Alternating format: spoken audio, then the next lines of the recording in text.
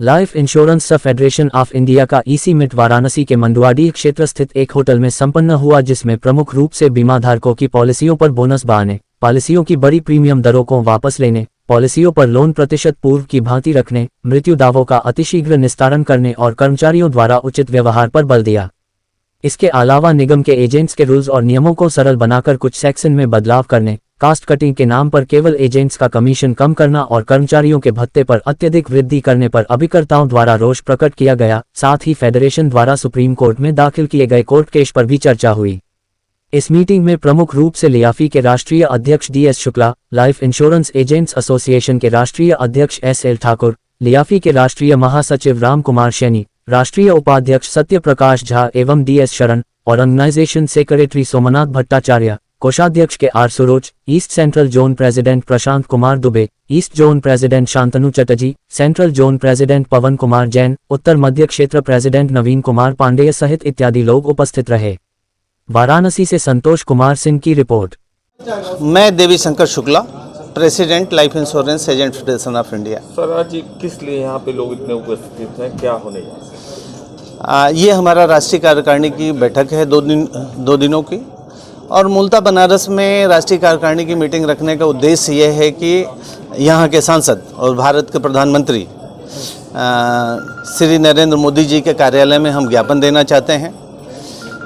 पिछले कुछ सालों में लाइफ इंश्योरेंस कॉरपोरेशन में भारी बदलाव है, जो अगर बदलाव पॉजिटिव होता तो निश्चित रूप से नंबर ऑफ पॉलिसी ज़्यादा होती और ज़्यादा लोग उसके इंश्योरेंस के प्रति आकृष्ट होते। लेकिन पिछले 25 साल में पहली बार इंश्योरेंस विक्रय में गिरावट आई है। चूँकि मैं कॉरपोरेशन को बिलोंग करता हूँ, इसलिए बहुत सारे डाटा मैं आपसे शेयर नहीं कर सकता, क्योंकि वो हमारे इंटरनल मार्केटिंग का एक टूल है। लेकिन ये मैं ज़रूर कहना चाहता हूँ कि इंश्योरेंस सेक्टर में एक बड़ा बदलाव होना चाहिए। चूँकि पॉपुलेशन बढ़ रही है और अगर इंश्योरेंस घट रहा है तो इसका मतलब है कहीं ना कहीं चूक है।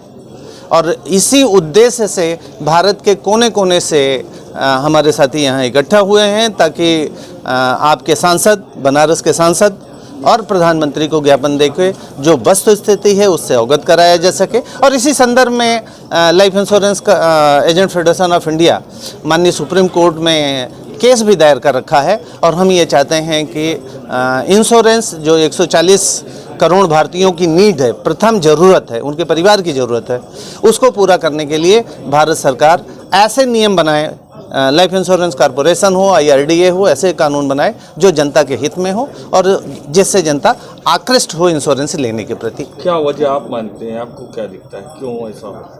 बहुत सारे कारण हैं। जैसे इंश्योरेंस पे GST नहीं होना चाहिए, GST से लागत बढ़ती है, लागत बढ़ने से आम बीमा धारक, जो आम पब्लिक है, वो बीमा नहीं लेता। बोनस बढ़ना चाहिए और तेज़ी से। इसके अलावा हमारे यहाँ बहुत अच्छी सुविधाएं मिलना चाहिए, प्रशासनिक खर्चे कम होने चाहिए, अभिकर्ताओं का की सुविधाएं जो हैं, चूँकि काम तो अल्टीमेटली अभिकर्ता करता है, ग्राहक से संबंध अभिकर्ता है, और उसकी जो फीडबैक है, अगर उसको लेके लाइफ इंश्योरेंस कॉरपोरेशन बढ़ता है तो निश्चित रूप से बहुत आगे बढ़ सकता है। आजकल ईगोइस्ट प्रशासन हो गया है, ईगो के चलते उनको अभिकर्ताओं से बात करने में शर्म महसूस होती है, और इसके कारण कहीं ना कहीं नुकसान भारत की जनता को हो रहा है, जो नहीं होना चाहिए। बैठक भी होने जा रही है, तो क्या उसमें भी ये प्रस्ताव का जाएगा? जो GST काउंसिल बनी थी बिहार के वित्त मंत्री सम्राट चौधरी जी के नेतृत्व में, उसमें हम लोगों ने उनको रिप्रेजेंटेशन पटना जाके दिया है। और उसका एक आज जो मैं देख रहा हूँ सोशल मीडिया पे, सुबह ही कहीं से आया है कि भारत की सरकार या तो GST हटाना चाहती है हेल्थ इंश्योरेंस और टर्म इंश्योरेंस पे, या 5% GST करना चाहती है। लेकिन इंश्योरेंस कंपनियाँ चाहती हैं कि 12% रहे। 12% रहे तो उनको GST रिफंड का वो मिलेगा, अदरवाइज नहीं मिलेगा। मेरा ये कहना है कि इंश्योरेंस कोई लाभ कमाने का धंधा नहीं है। ये आम जनता, आम परिवार, जो लगभग हर परिवार में 1 या 2 ही कमाने वाले लोग हैं, अगर उनकी लाइफ लॉस होती है तो परिवार बिखर जाता है, बच्चे पढ़ाई नहीं कर पाते हैं, वो और बहुत सारी दिक्कतें आ जाती हैं। तो ये नहीं होना चाहिए। हर इंसान को इंश्योरेंस लेने के लिए कम से कम कीमत पे इंश्योरेंस मिले, इसके लिए सरकार को प्रयास करना चाहिए, क्योंकि ये सामाजिक सुरक्षा का वो है, विषय है। और सामाजिक सुरक्षा में भारत सरकार को खुद आगे आके जो भी यहाँ पे गड़बड़ियाँ हैं उनको ठीक करना चाहिए। आप लोग पत्र कल देंगे कि आज? कल देंगे। S.L. Thakur, all India life insurance agent association का राष्ट्रीय अध्यक्ष, उत्तर प्रदेश वाराणसी से। आज life insurance agent federation of India के ऑल इंडिया एग्जीक्यूटिव कमेटी की मीटिंग है। इस मीटिंग में ऑल इंडिया नेतृत्व की हैसियत से all India life insurance agent association पूरा समर्थन करता है।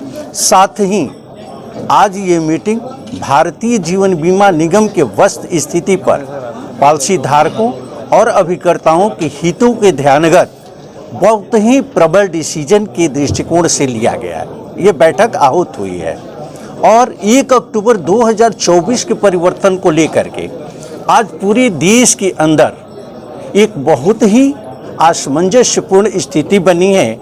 उसको लेकर के गंभीर चिंतन सारे संगठन के लोग कर रहे हैं, जिससे कि पॉलिसी धारकों का इंटरेस्ट, अभिकर्ताओं का इंटरेस्ट और संस्था के इंटरेस्ट को संजोया जा सके।